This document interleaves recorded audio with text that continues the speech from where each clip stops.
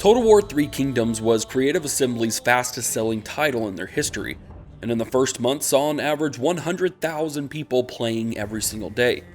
But one ill-timed DLC and a general lack of replayability has caused that average to drop to 5,000 a day in less than 7 months. Three Kingdoms' latest DLC, The Mandate of Heaven, has seen some fair success, and at the time of this video sits with an average of over 9,500 people in the last 30 days. Today, instead of focusing on the negatives, I'll be looking ahead deeper into 2020. We've got the new DLC, and there's a big update that at its minimum is adding the Nanman, barbarian tribes in southern China. But what will it take to bring people back and keep them there for a game that I'm honestly still considering one of my favorite Total War games? I've got some ideas, let's dive in.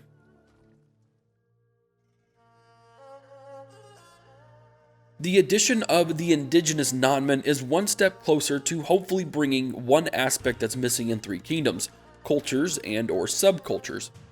With the time period we've experienced so far, the Han are without a doubt the largest culture in the game. Even today, a huge majority of Chinese people associate themselves as Han, but they do not represent everyone. Indigenous Nanman tribes in the south, more nomadic tribes of Xiongnu in north and northwest, and no doubt various smaller tribes that simply got assimilated into the massiveness that is the current Han Empire. Now there's two aspects of culture in previous Total War games. First, culture as a mechanic. It didn't do much aside from give you a public order penalty, to which we have faction support right now as the Han factions. But once you start adding in different culture groups, culture as a mechanic will have to be factored in on top of faction support. This means that as the Han, you'd potentially have two factors of public order penalties applied: culture and faction support. This would be unique to the Han Empire factions, of course, making them potentially a bit harder to play as, especially when you start expanding beyond the borders, but I'd be okay with it. It adds just a little bit of uniqueness. The second aspect of culture is on a faction-wide level. The addition of the southern tribes will be the first time we are hopefully going to see a completely new culture with new buildings, new units, and new mechanics. It's this aspect of culture that will lead the charge in replayability, and it's where Three Kingdoms fails the hardest. There's nothing unique about the current factions to warrant multiple playthroughs, and this would be a start.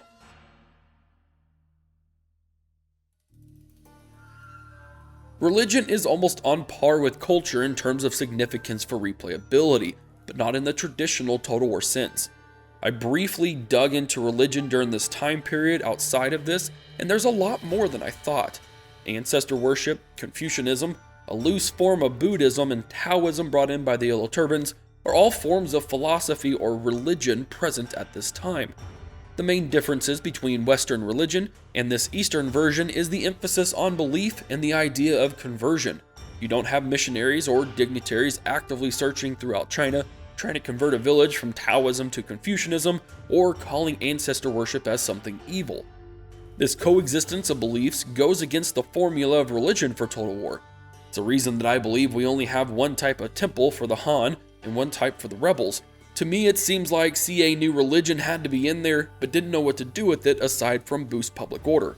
However, for replayability's sake, there is a depth, or at least a variation, to each and every philosophy or belief, and as such, more than enough potential for an independent building tree to support each one. Each tree provides different buffs, and not just a public order. Confucianism, as I understand it, and please correct me if I'm wrong, is more about knowing your place and playing that role to your best ability. That temple tree could buff peasant income or productivity in certain areas, as well as public order. Taoism is more about a oneness with the universe around us, while also forsaking animal sacrifices.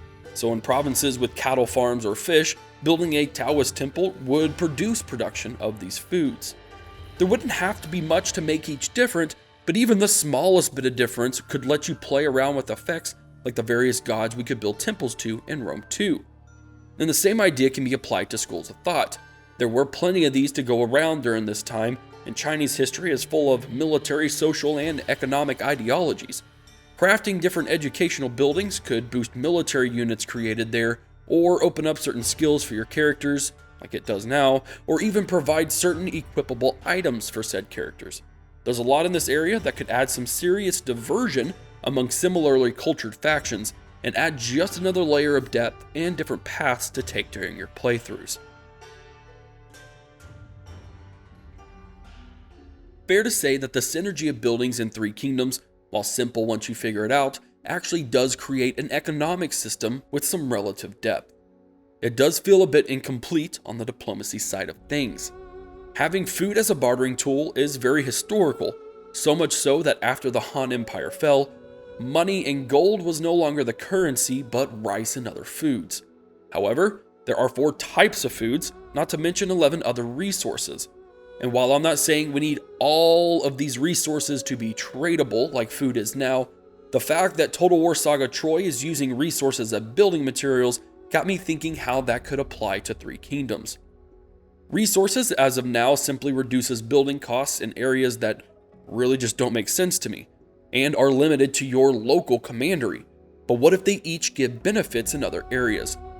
For instance, having access to lumber reduces the cost of buildings faction-wide by a small percentage. Iron reduces mid-tier unit costs or even upkeep. Tea would increase public order in certain buildings. Tools could reduce building time. Simple things like this add versatility and strategic thinking to take certain resources instead of just using them to boost your trade power. Of course, in order for this to be balanced somewhat, we'd need to have each resource produce a specific amount like we've seen in previous games. So say 20 iron is traded per trade route. An iron deposit producing 40 iron per turn would support 2 trade routes. It creates competition and a necessity to acquire certain resources instead of being able to trade anything and everything under the sun in every single trade route.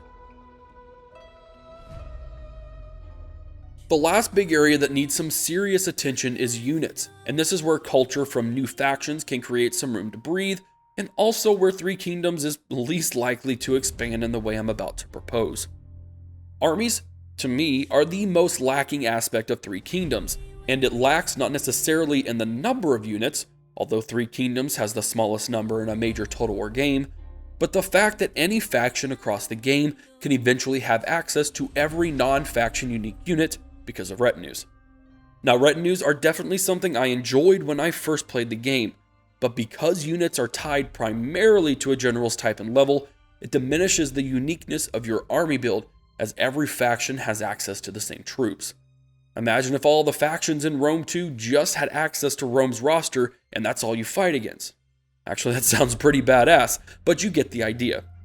Retinues are relevant in this time period, especially with the legendary characters.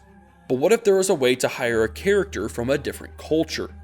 What if each religion or philosophy came with its own limited number of unique units, and what if that character associated with said religion or philosophy? Or what if regional recruitment came into effect?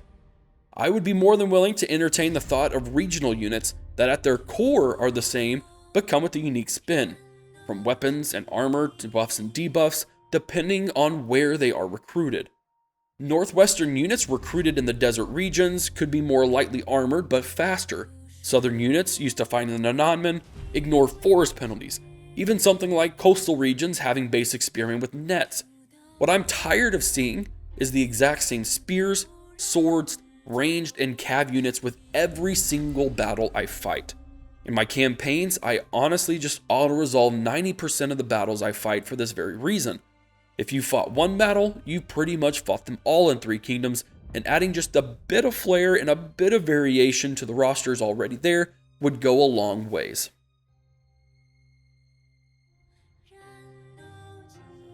To wrap this up, I want to be clear.